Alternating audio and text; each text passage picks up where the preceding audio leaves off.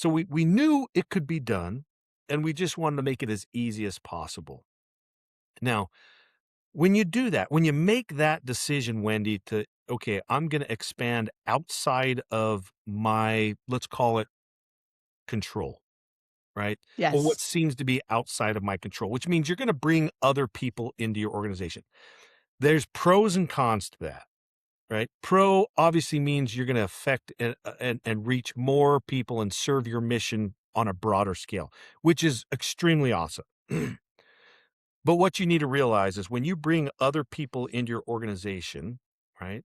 They're going to bring all sorts of, number one, all sorts of new ideas, new thoughts. Some are great, some are not. Some you've talked to and thought about a million times, some are brand new. The first and foremost, most important thing when you do this is understanding that you got to make sure everybody knows one thing that's very clear. What is our mission? And we will not add to or take away.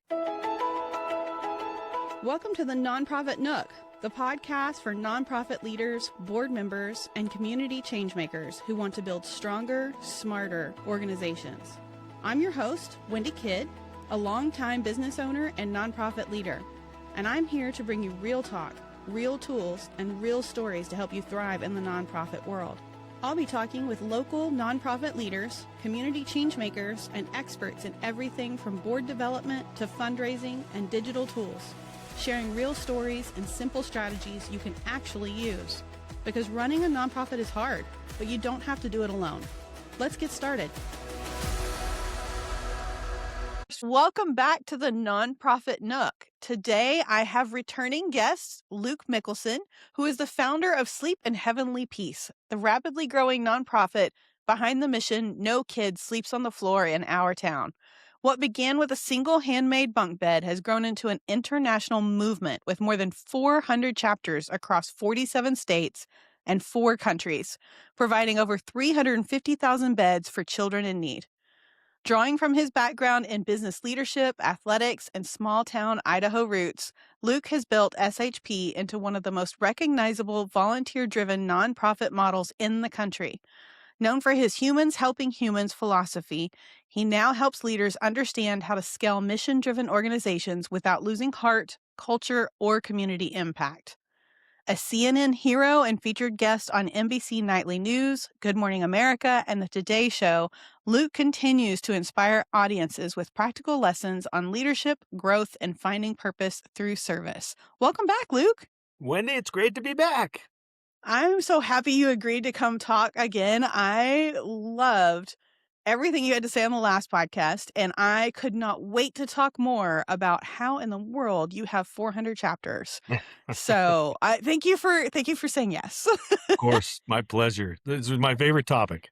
I love it. I love it. Well, I want to dive into, give us a little background, because I know that it was in 2019, I think, that you were on Mike Rowe's Facebook Watch show, the Returning the Favor. And Right. that was kind of your biggest, your national moment right That then, was the right? that was the mega. Yeah, it was the beginning.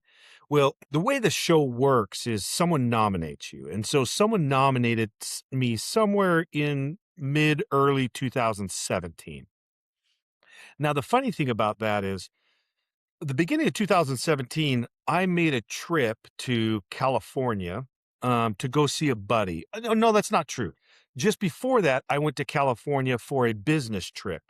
Well, my Mhm. buddy, who I've known for a long time, lives in San Diego, and I went and saw him. Well, in this meeting, which was kind of random happenstance that I even, I forgot he was down there. I was down for work, blah, blah, blah. Hey, let's go to dinner. Come over, blah, blah, blah. That's kind of how it worked.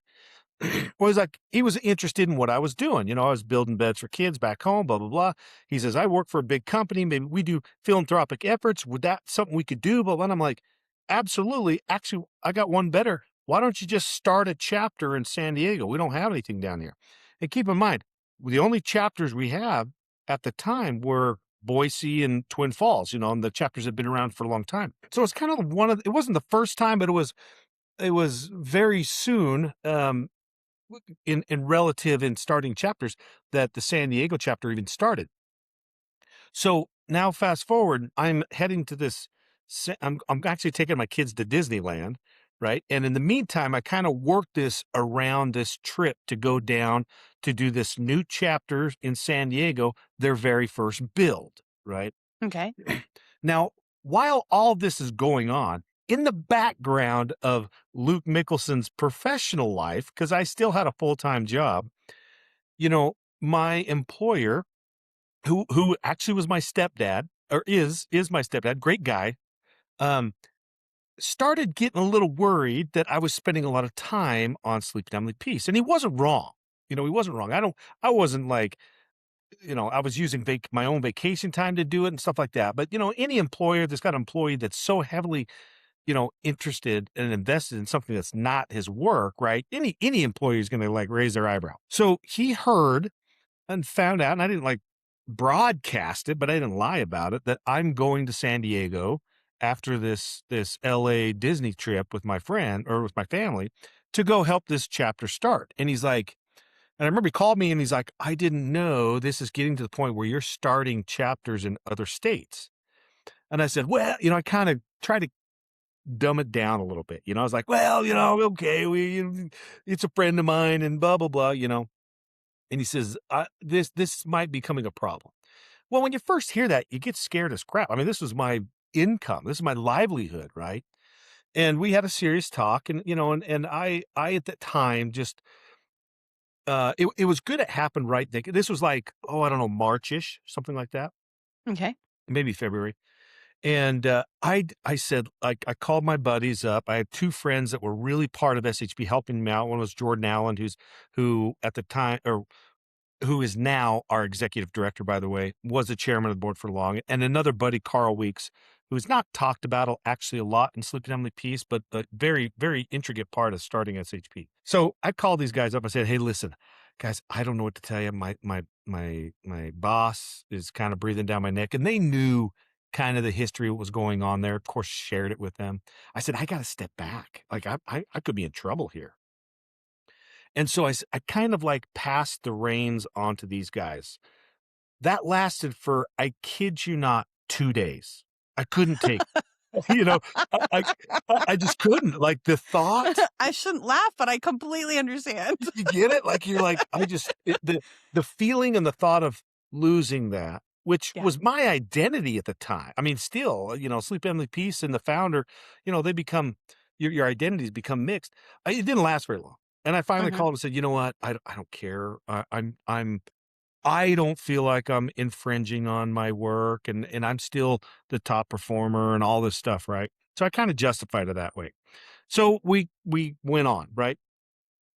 Well, knowing that I had this kind of weight of my job, and if there was any sort of information that got out that we were expanding and I was still much a part of it, it was gonna be a problem, you know?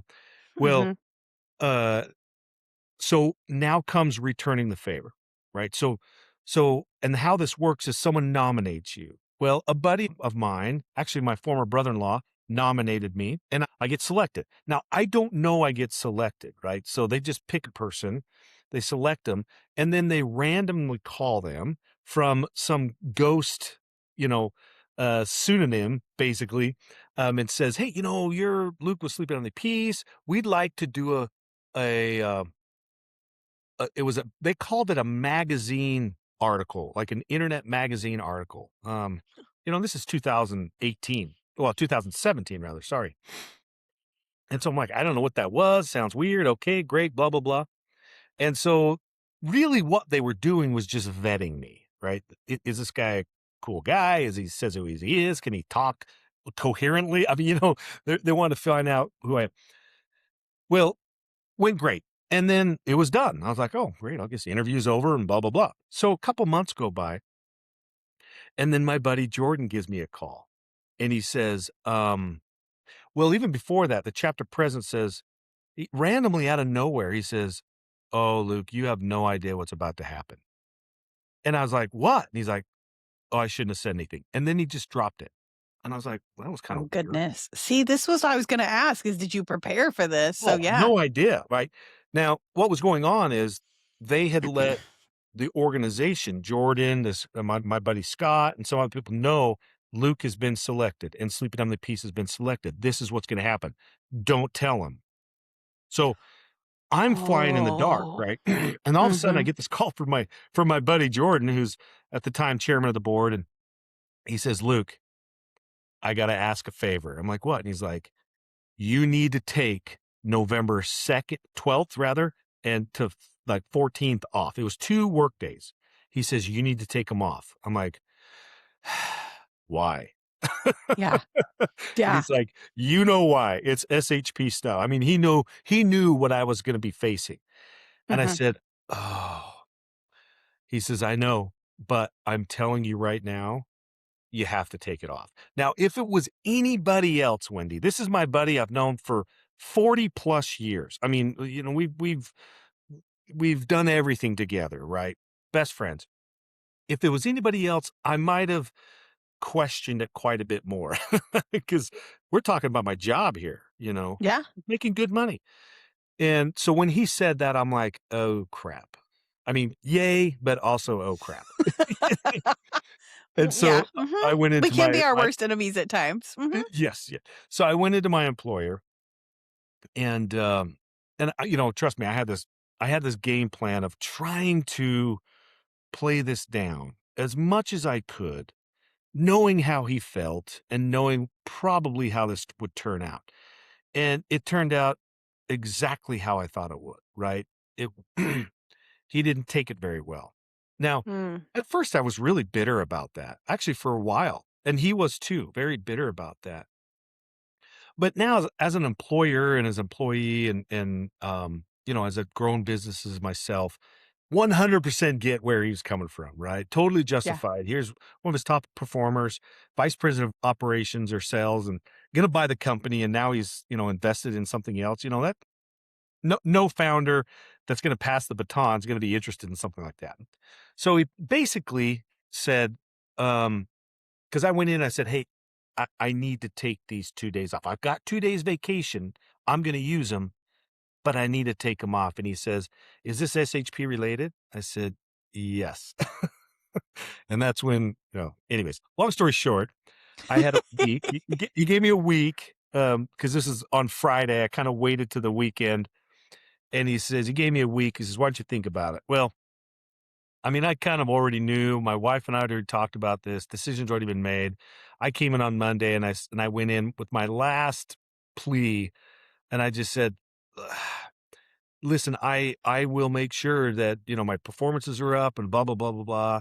And I could tell it it was done, right? The decision been made. And so I Yeah. packed my stuff up and Wow. and had to quit my job. It was the best thing obviously that ever happened. So the 12th came around. They showed up at my house, and I started getting some emails before this saying, "Hey, we're gonna come over to your house and we're gonna bring a film crew from New York and all this." And I'm going, we there's more than one of you? Like, this is crazy. Right? I'm a farm Mhm. kid from Idaho. What's going on here? And there's more than one camera, and you're coming from New York. I mean, all these things were like, what is going on here? This is weird. Like, and I remember telling my wife, this doesn't seem like just a little internet magazine interview. Right. Yeah. So they show up and they come over to my house the night before and interview, or actually it was just to get to know us. I met Sarah, who was the producer. It was her first time producing on this show, on Returning the Favor, right? It was her very Okay. first episode she ever did. So it's kind of cool, super bubbly. In fact, she's pregnant right now. She's gonna have a baby. Super, super awesome.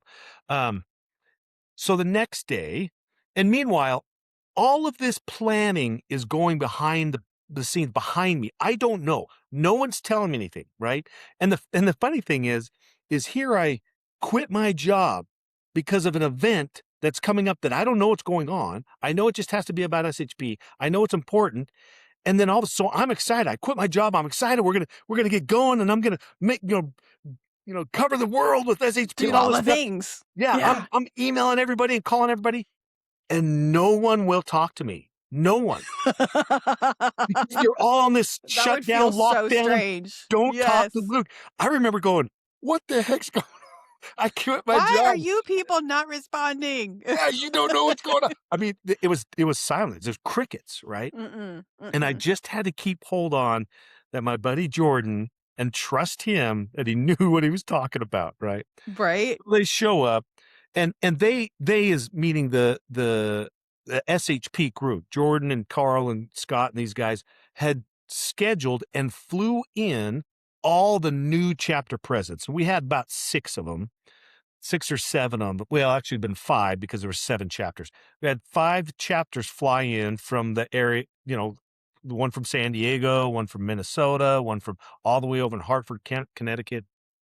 They show up because we're gonna do this build training day. We've never had a training day for chapter presidents that just started.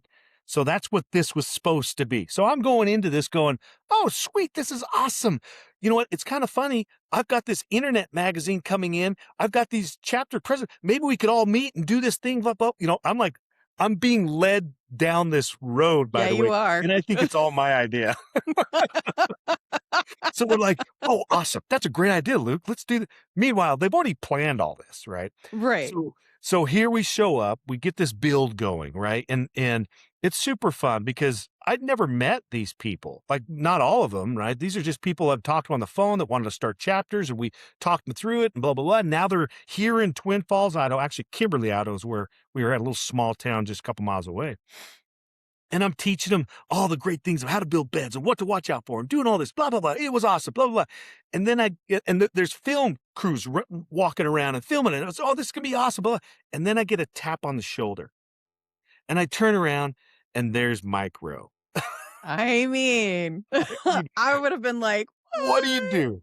And I instantly, I mean, how can you not who it is? I instantly recognized Right. and I mean, I don't know how long I sat there. I watched the video a bunch of times, obviously, and it was pretty quick, but it felt like a million years when I'm like, "Uh, and it's funny, Wendy, all of these things that were happening, months before, all the quietness, all the secrecy, all the don't say this, in a half a second, it all made sense. Yeah, you were like, I'm "Oh, like, I get it. I get okay, it. yeah, Okay. Mike Mhm." Rowe, what are you doing here? And the meanwhile, in my head, I'm like, okay, this is all making sense. I understand why Jordan felt like this. I understand why all this stuff, right? And and meanwhile, I still don't know the premise of the show. I just know Mike Right. Rowe's here, and I'm like, "What are you doing here? Like, this is cool." What's up? And I will say that the day or the morning before all this happened, they were interviewing me at this warehouse, and and again, remember, there's 3 or 4 cameras. There's 12 people from New York here. And it's funny. It's middle of like November. It's 25 degrees outside. These guys from New York are wearing sandals and shorts, and I'm like freezing to death, right?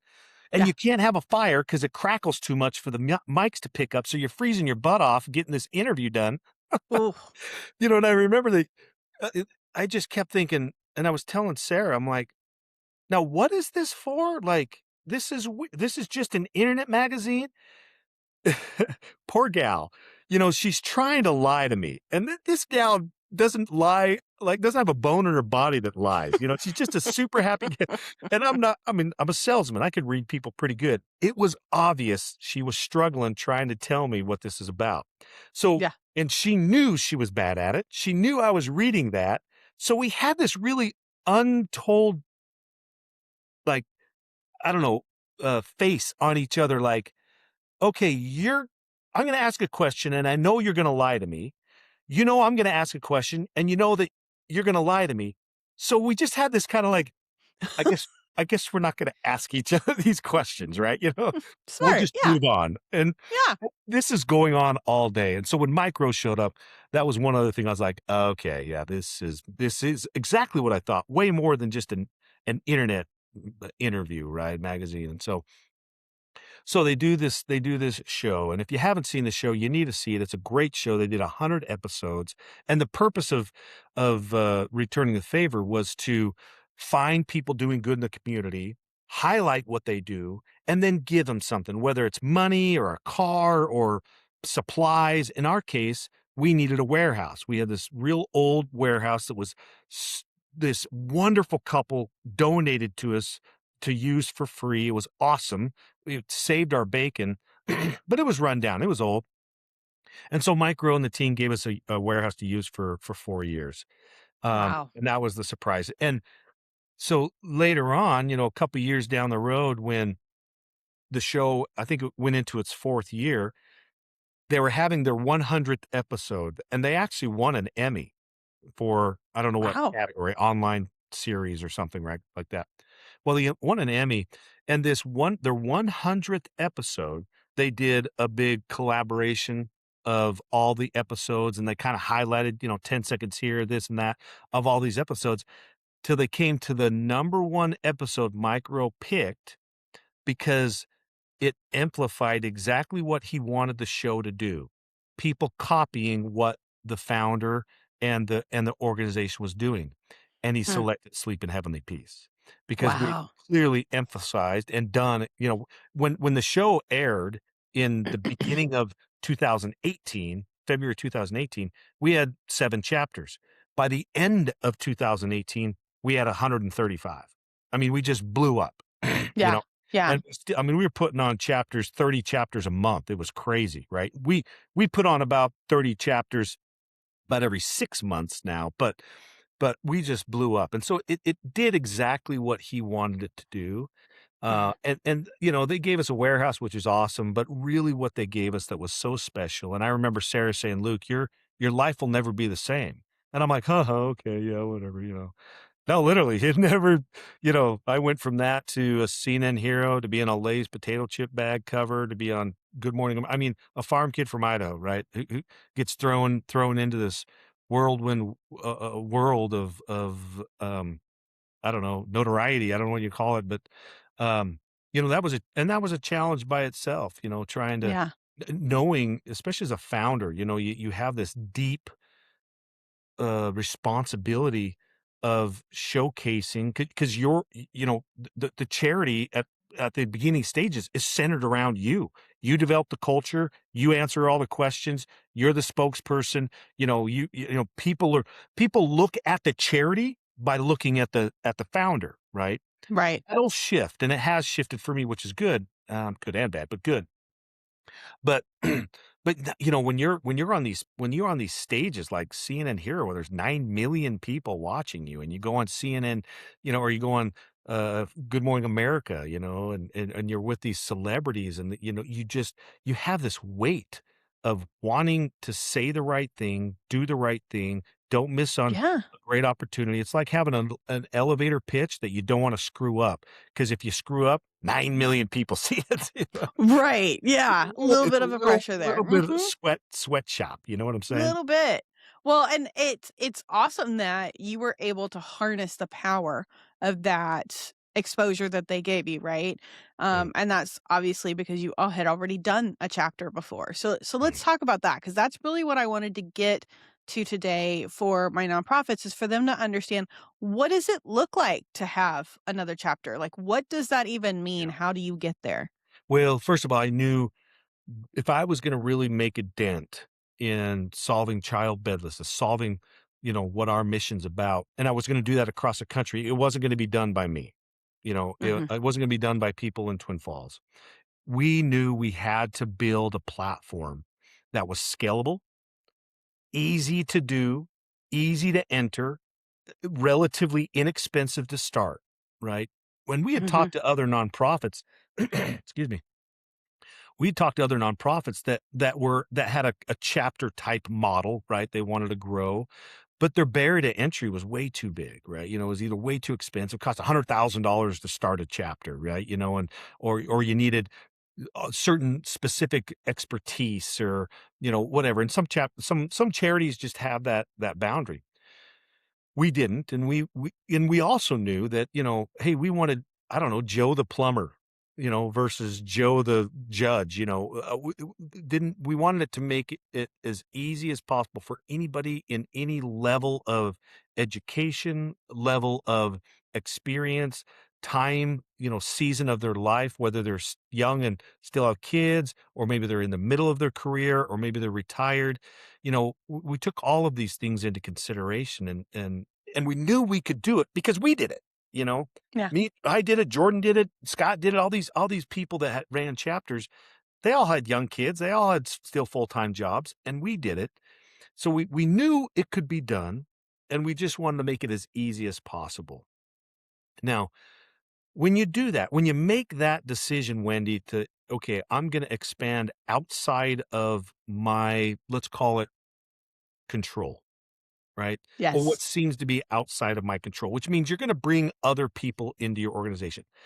There's pros and cons to that, right? Pro obviously means you're going to affect and reach more people and serve your mission on a broader scale, which is extremely awesome. But what you need to realize is when you bring other people into your organization, right? They're going to bring all sorts of, number one, all sorts of new ideas, new thoughts. Some are great, some are not. Some you've talked to and thought about a million times, some are brand new. You know, the first and foremost, most important thing when you do this is understanding that you got to make sure everybody knows one thing that's very clear. What is our mission? And we will not add to or take away. So Yeah. we build and deliver beds. That is it. And it's not a hard stretch to realize, Wendy, you're a big-hearted person. Can you imagine if you just come into the organization, you walk into a house to deliver a bed to a child, he doesn't have a desk. He doesn't have a chair. They don't Yeah. have a TV. You've got 4 of them back home. Of course, what are you gonna be you know, inspired and wanting to do? You wanna help, right? Yeah. So we had a lot of people come back. Luke, we delivered a bed and they don't have this, and I'm just going to run over and grab this and take this to them and do this. And I said, Yeah. no, you can't. I mean, can you know how hard that is to say to someone, I'm big hearted too. I would love to help. But that is the hardest thing, but the single most important thing a chapter that wants to grow and scale has to maintain. Because if you allow that to happen, the floodgates are open, Oh, yeah. the That mission creep will kill you. kill you. It's the fastest killing thing in the nonprofit space. For sure. For sure. Yeah, So and what so is what does a chapter actually look like? so chapter present is made up of, when we first started, if you fogged a mirror, you could you could become a chapter. I mean, you know what I'm All saying? I right. mean, yeah, I right. need no that's a nice way of saying no qualifications. Pretty much, right? In fact, we were putting on that 125 whatever chapters that first year. I only um, rejected one application. He came to training, and the guy, I say this very humbly, not humbly, very empathetic and sympathetic. The guy was just weird. I don't know what else to tell you. He was just a weird guy. He wasn't going to be successful.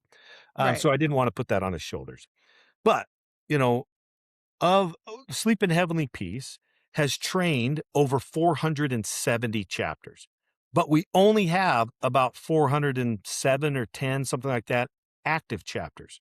Now, for various reasons, chapters, they break apart, right? Whether the chapter president moves, or, most of the time it's some sort of level of burnout. But Mhm. I'd say the first 20 or 30 chapters that we lost never even bought a tool. And that Mm, was mhm. because there probably were more volunteers. They were people that got hot and bothered and excited about what they saw in the returning the favor, but weren't ready or prepared for what actually it takes to be a chapter president. And we weren't ready and prepared to teach them and to let them know what it did involve. We were still Yeah. trying to figure it out ourselves. So now I mean, it's been what 8 years. We've got it down, right? So we know, you've got to have more than, we require 4 people to be a part of the chapter. We require at least 2 people to come to training. Our training programs are much more robust. It used to be just me standing in front of them for 8 hours with a PowerPoint. I mean, talk about, death by slides. Now it's, we've got an online university that they go through training even before they show up, right? When they show up, Mhm. they have all the supplies. We have teams now of grant writers and marketers and marketing companies and chapter support people, whereas it was either just volunteers or it was, one person putting on 3 of those hats, right? So so when become a chapter president, the biggest thing is, number 1, we wanna make sure that you understand what you're getting into, right? It's not for the faint of heart, you know? Little grandmas can do it. It's not necessarily a physical thing, but it is a little bit of a mental thing, and it's certainly a commitment thing, and so we require that, and we know you can't do it yourself, and we require, multiple people, but outside of that, there's not much else that we feel that we have seen that doesn't qualify someone. Gotcha, gotcha. So is it just as simple as a team of volunteers that want to do what you do? They don't have a whole lot of management involved there other than just maybe volunteer management? So we take all of the administration mumbo jumbo away from them. Do And you? Okay. that's another one of those barrier to entries, right? We Mhm. operate under the same EIN number. So they don't have to Mhm. go get their own EIN number. They don't have to get with their insurance. They don't have to get their own bank accounts. They don't have to get all their process and procedures and softwares that follow up and the donor retention programs and the CRMs. They don't have to do any of that, right? Literally Ah, they show up, they get trained on how to run a nonprofit in regards to their responsibilities, right? They don't need to know how to file a 990 because we do that for them. They don't need to know how to, file a COI, um, other than the process that we give them. So we take all that away. We tell them to focus in on 3 things: raising money, building beds, and delivering beds. Those are the 3 things we want them to focus in on, because that's really where the heart of the mission is, and quite frankly, that's all they wanna do anyways, right? So sure. what it provides, you know, we're finding chapter presidents, there's a common denominator underneath all of them, right? One of them is it does satisfy that little entrepreneur wanna start a business Yes. itch, right? Yes. It Mhm. does scratch that a little bit, we've noticed that. It does it does provide meaningful activities, let's say, for retirees that, enjoy retirement for about a year, and then they're ready to either kill each other, or, or they're just bored as heck and they wanna give back, right? It scratches that itch. So there's some things that both planning and lucky, I guess, that we fell into that we're finding people enjoy. But ultimately, really, when you think about what we serve, which is children without beds, right? And you get to use power tools to build these beds. That's a category that I wouldn't say most, but a lot of people that are searching for a service project can get behind pretty easily. Absolutely. No, that makes perfect sense, and I love that you took that off of their plate, all that admin stuff. I think that negates a lot of the kind of politics that goes along with 100%. nonprofits sometimes. It's probably, and Um I do some nonprofit training and Mhm. consulting. That's one of the biggest troubles and worrisomes that people have starting a nonprofit. I have the same thing. I was like, "Hey, just don't send me to jail. Like, I don't want to go to jail. I want to make I want to make Right. sure I'm doing this right." And when you have someone that's doing it for you, and they've clearly know how to do it because they've been doing it for 14 years, and everything's copacetic, then that takes that away, and that's one of the biggest heartaches, one of the biggest heartburns rather, that people that are starting nonprofits or wanting to start a nonprofit worry about. And I don't blame them. I get it. Yeah, yeah.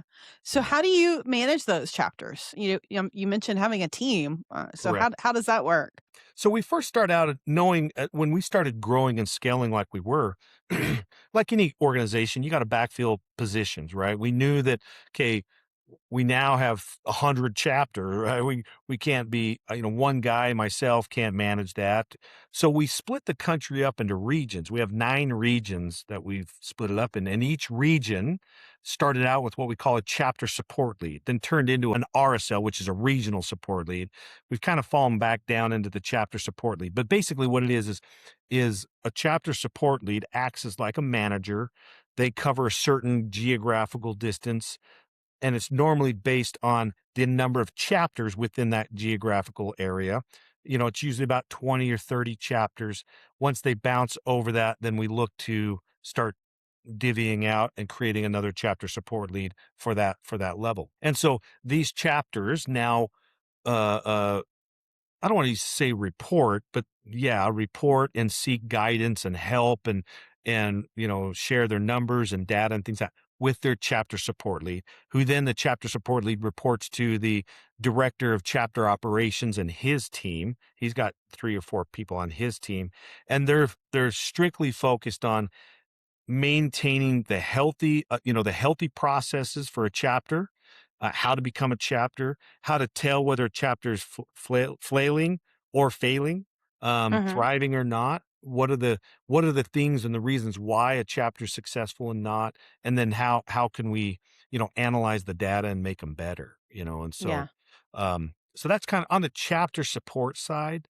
That's how that's structured on. And we, of course, we have a finance team, we have a marketing team, we've like 6 or 7 grant writers now that help chapters do what needs to be done on the grant side. Listen, it sounds big, and it is. Don't get me wrong, it sounds big and hairy. It is, but not too long ago, it was just a couple of people. Yeah. So scalability, it takes someone that has a vision. It takes someone that can look ahead and go, the best question was asked to me was actually by a guy named Eldon, who's actually on our board now. He said, "Luke, you're fine and dandy at 50 chapters. What about 500?" My first thought was like, "Oh, okay, Eldon, calm down. 500 chapters, whatever, right? Yeah, yeah, I can we're only okay." laugh because of your numbers now. Yeah. Yeah, yeah. Mhm. Oh, exactly. We're almost there, right? Yeah. Not too long ago, right? 6 years ago.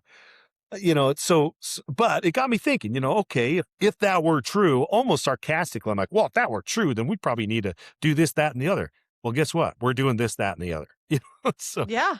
and that's just, so now I've learned, and my leadership has evolved through all of this as well, understanding the scalability, and how that can change culture, which is a dangerous thing, and how that can, change the dynamic of how things are structured, right? You've got chapter support leads, you've got a grants team. How does a grants team interact with chapters or don't interact with chapters? How do they, and you got to think about it. You got chapters that are lapping over top of each other. How do they share grant space? How do they share donation space when you got 3 chapters going after the same company? There's Sure. there's some there's some things you don't plan on, or you don't really think about it until it's sometimes in your Starts to face. And I happen. used to tell my Mhm. my my managing team, listen, we're on a highway going pretty fast, and there's potholes ahead of us. If you don't want to hit it, you better learn how to fill it quick. And that's just how we operated. And now, we've got, I don't know, 30 people on staff, and 30 more as contracted stipend. We have a very good structure. We don't even see the potholes now hardly because we're so proactive, and which is beautiful. And that's why we grew so fast early on for a lot of reasons. COVID hit, Mhm. kind of slowed us down for a couple of years, but now we're growing at not the same rate, but a very stable and sustainable rate that we can manage, and it's Yeah. comfortable. It's not, you'd make, for example, we put on 100 chapters, we broke the bank. I mean, we couldn't get into bank accounts because we had 100 bank accounts trying to come up on your online banking. It ain't gonna work, right?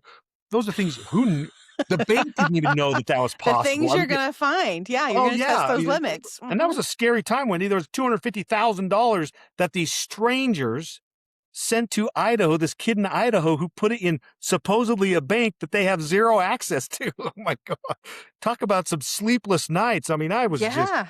it was rough, trying to figure Yeah. this out and having problems pop up that no one knew would happen. And I mean, there's all sorts of those wonderful, horrible, but turned out great stories that just make up our history. And they're beautiful, they're fun. Um, but ultimately, to your original question, scaling and growing outside of your own area is both wonderful and terrible at the same time. And I'd say probably the best advice I give you is number one, don't get in a hurry. Be patient, right? If Mhm. it's going to happen, it's going to happen. You don't need to put on 100 chapters. I wouldn't recommend putting on 100 chapters your first year, right? I look Right. back, we probably lost 40 of those first 100 chapters, and I feel bad about that. How successful could have they been had I just had them wait 6 months? Let us catch our breath. Let us take our breath and figure Well, out. if Sarah and Mike had just told you what was happening. Yeah, jerks. Let's blame them. Let's blame them. I like that. Oh, it's funny. I've met with Mike a couple of times, done a couple other things with him, and he's still, I mean, we attribute a lot to him. I mean, a lot of our success to him, and he's such a humble guy but super happy for us. I mean, he couldn't be more happy to see the growth that we've seen. And we always felt like it's a little bit of an obligation. I mean, Mike Rowe shows up, we know why he's there. We know what the show's all about. And I mean, we worked hard from the time it filmed, which was in November, to the time it aired. We have about 3 months. We didn't even have like a store on our warehouse to buy a T-shirt. I mean, my gosh, Yeah. we were so rudimentary in our softwares and our procedures and processes that, I mean, we didn't have a training program. We knew that was coming. It was a tough 3 months.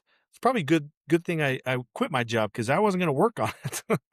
Right? There was no gonna be there's gonna be no time for that. No No time for that. So I'm gonna ask the question I think I would hear a lot from nonprofits based on this, because I hear it a ton from business owners because they never wanna hire because they don't trust the people, right? Right. What do you do when you have a chapter that goes awry? They're not raising the amount of money you need or, they're having that mission creep. Like, what do you do? How do you handle that?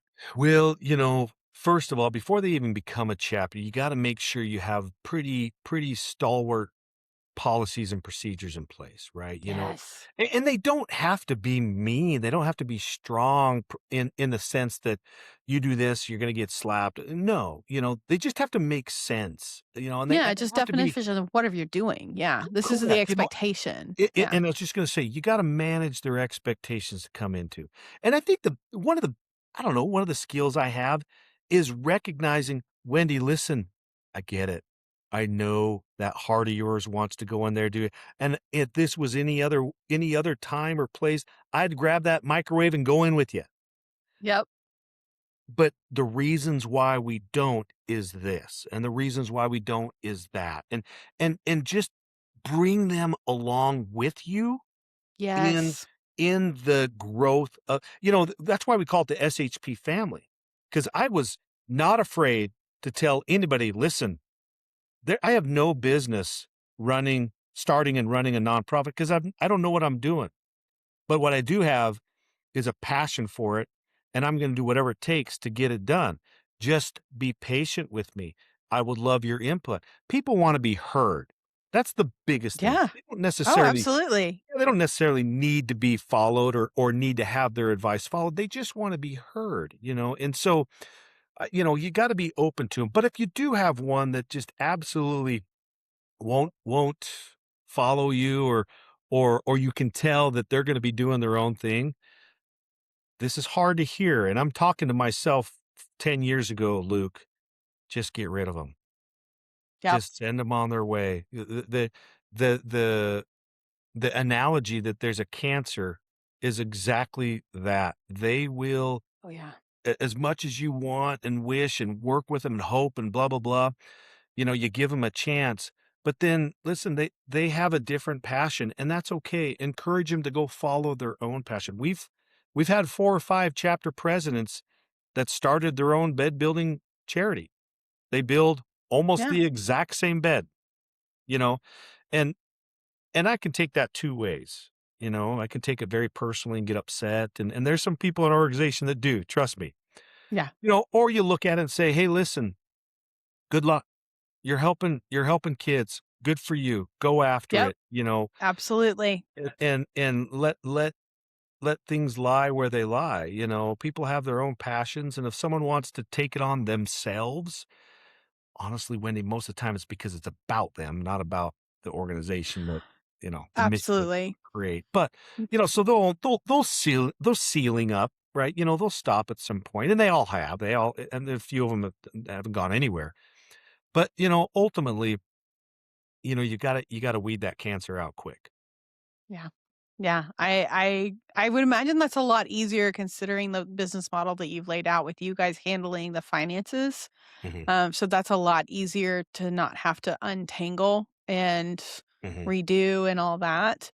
Yeah, and it Um, comes down to it's like I know this is gonna sound harsh, and I mean this the nicest way, but we set up a process and a platform where we maintain some good control over things, right? mhm. And rightfully so. If you've got a rogue guy out there that's building beds with chop saws and chainsaw, I mean, I'm being a little exaggerating here, but they're building really unsafe, and you say no, no, no, and he has access to all his, and he's doing that wrong. If he has access to all his money, I guarantee you he's going to be doing something else wrong too. You know, Oh, true. so, Absolutely. especially when it comes to finances, those things you have to lock down.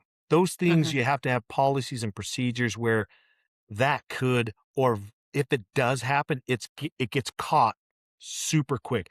I'm telling you right now, Wendy, this seems crazy. We have thousands, if not, think about this, tens of thousands of transactions that happen on a month or even a weekly basis. Tens of thousands. We have three yeah, we have 3, finance gals that review every receipt, and you would think, and I'm like, "Gosh, guys, how do you see that I accidentally bought I don't know, a beer on my lunch?" I mean, how do they see that? Like, it's a $3 beer that was on a tab of all sorts and they catch it's beautiful how they've got it set up for us, but that's important, right? And Yeah. now I mean, there is not a cent that comes in or out of SHP that we don't account for. I mean, literally not a penny.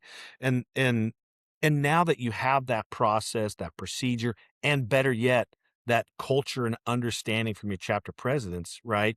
Which they need to have that confidence. When you're sitting in, I don't know, Maine, you know, BFE Maine running a chapter, you've never met any of these people, in Idaho and wherever that is managing SHP, and you just send them a $40,000 check from your buddy's company. Phew, that's a lot of trust, Yeah. and they've got to Absolutely. know and gotta trust that that dollar's just as sacred as a $40 check from little grandma, which it is. Yeah. Yeah. Yeah. That's awesome. I thank you so much, Luke. This is exactly what I wanted to be able to share with people. Is there anything else that you want to make sure we say as a takeaway from Oh this my before gosh, well, we go? we dove into returning the favor probably a little more than we should, but it's a fun story. It's No, a great story. I'd want to know all about it. thanks for having me on. Listen, if anybody out there needs help, like if you're a nonprofit, you want to scale, you're up against it, or even if you are at a I deal with nonprofits that are 40 years old, right? And they're floundering. They just don't know why Yeah. they're stuck. They can't figure out why to get past this and past that. I'm happy to help. I'm happy to be a part of that and work with you and give you some thoughts and some ideas because listen, at the end of the day, number one, we're all humans just helping humans, and in Yeah. my case, they're little humans. In your case, they're old humans. In your case, they're dog humans. And Yeah. you know, Yeah. we're all here to help. And trust me, there are just some little tweaks that people can make to their organization that change it. I'll give you one example if you give me some time here. After I was a CNN hero, we went and they took these 10 CNN heroes, flew them to LA, and we had some nonprofit world class training. It's called the Annenberg Alchemy Foundation. Just awesome training. The very first thing they taught, we sat down. Luckily, I was able to bring two other people. You could only usually bring one, but I was able to bring Jordan and his wife Heather, who we were kind of the management of SHP at the time. He was the chairman, vice chair, and I was the executive director. Well, whatever that meant, because we didn't know what executive director really meant at the time. The very first thing they taught was the importance of what is an executive director and the executive team's role and what is the board's role. That Love that. one lesson, and I kid you not, it was an hour, maybe an hour lesson that they talked about. It completely changed SHP overnight. We now understood why board meetings spent 4 hours and you felt like you didn't do anything and no problems got solved, right? Absolutely. You Yes. understood why there was just challenges and it's just hard to explain in a short period of time, but those are the things I'm talking about. Those are the little tweaks that I've been able to help nonprofits and people that are struggling in their nonprofit to turn it around, to give it some rejuvenation, to give it maybe that business touch that you're missing. So I would love to help. And people can find me at, shpbeds.org or rather you can find me on LinkedIn, Facebook. Just type in Luke Mickelson. My email address is luke.mickelson@shpbeds.org.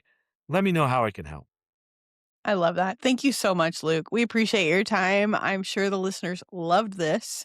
Mm, And I'm sure we'll come up with another topic where we have to talk again for sure. let's do it. All right, great. Thanks so much, Luke. And thanks everybody for listening. Thanks for listening to the Nonprofit Nook. We're building better nonprofits together. If you found today's episode helpful, please subscribe, leave a review, and share it with other nonprofit leaders who need support. Follow the Nonprofit Nook on social media and sign up for our email list for extra tips and updates. You can also visit thenonprofitnook.com to see the show notes and leave a comment telling me what topics you want next. Your feedback shapes the show. See you next time.